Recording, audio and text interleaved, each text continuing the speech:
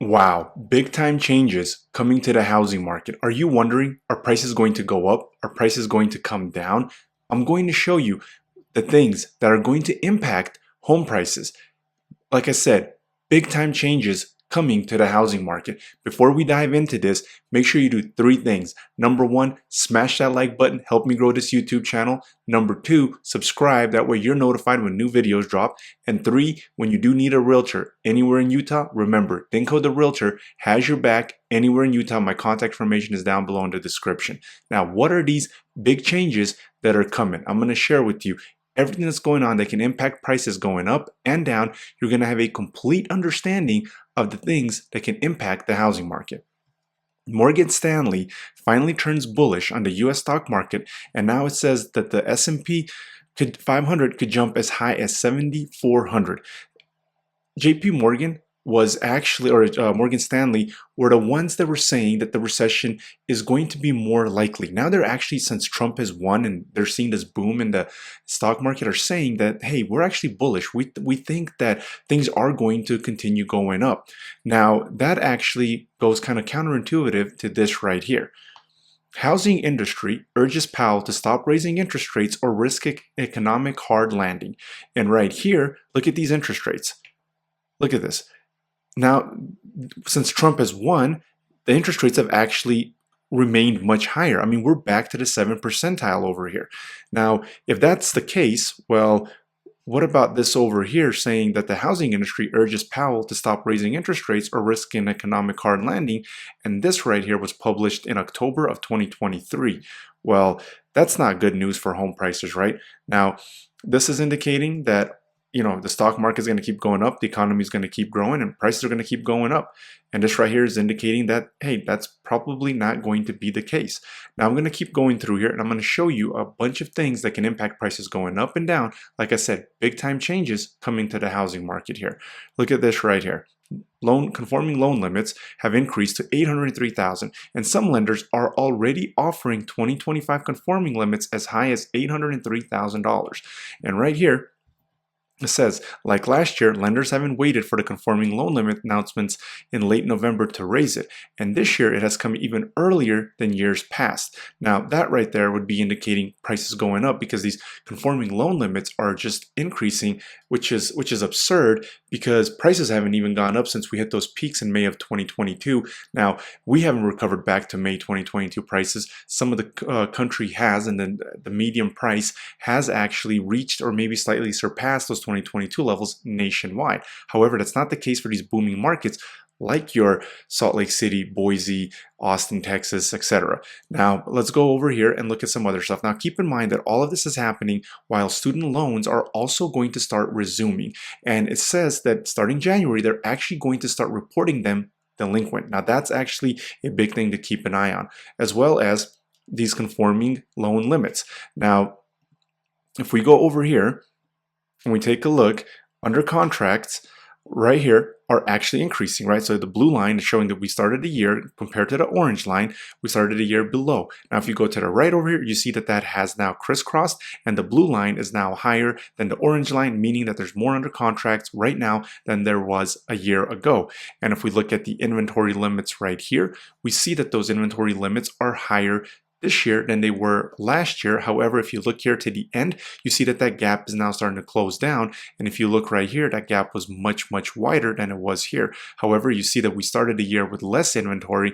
That has changed. The reason that has changed is because we started getting much more listings hitting the market every single month. There was an increase. We even had a month where there was over 1,000 more units hitting the housing market. I believe it was March or April than a year ago.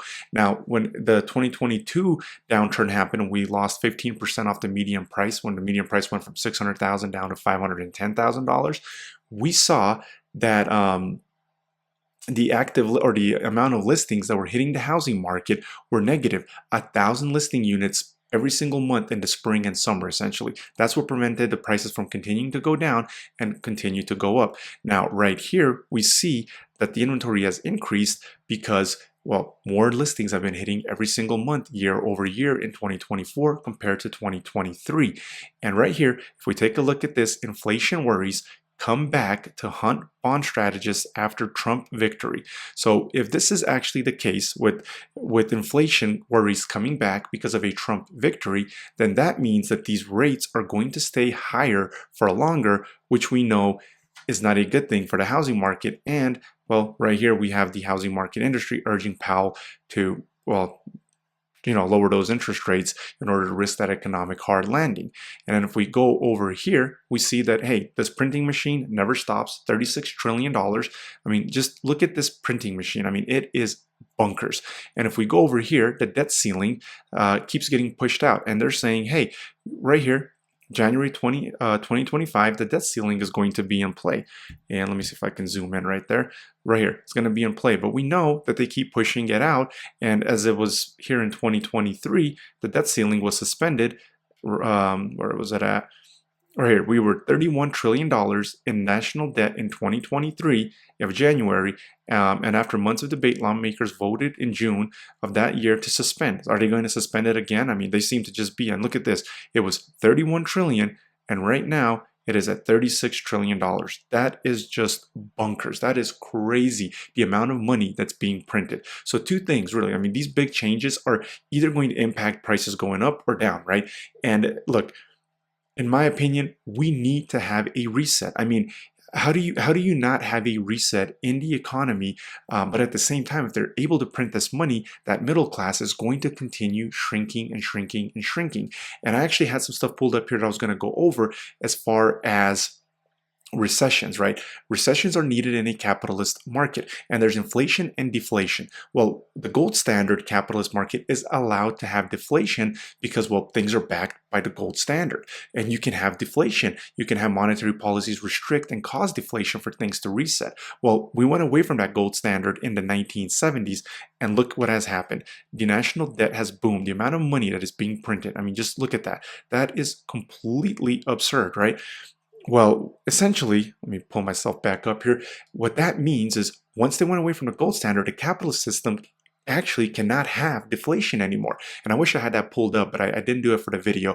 And essentially what that means is, well, deflation is really bad for the economy because the debt out there is so bad. How are people going to repay the debt? Because the debt, when you have deflation, debt doesn't go down. So if the debt doesn't go down, how are people going to repay it? And that would just be really, really bad. So they need this continuous inflation. Moving away from the gold standard has caused price instability, and the gold standard caused prices to be more stable for a longer amount of time. That's why you're seeing all these booms, is because inflation is needed. Deflation would just cause a really, really, really bad recession, and recessions are needed to cause a reset in the economy, to wipe out the things that are doing bad, to cause things from going up too much. But they keep trying to avoid these recessions by printing money, trying to kill the middle class, hurt the middle class. So two things are going to happen. Comment down in the comments of what you think is going to happen. Number one, are we going to see an economic hardship? Are we going to see a crash with all of this that's going on? Or two, is the middle class just going to start shrinking and shrinking? And is this the new norm? Comment down below with your thoughts.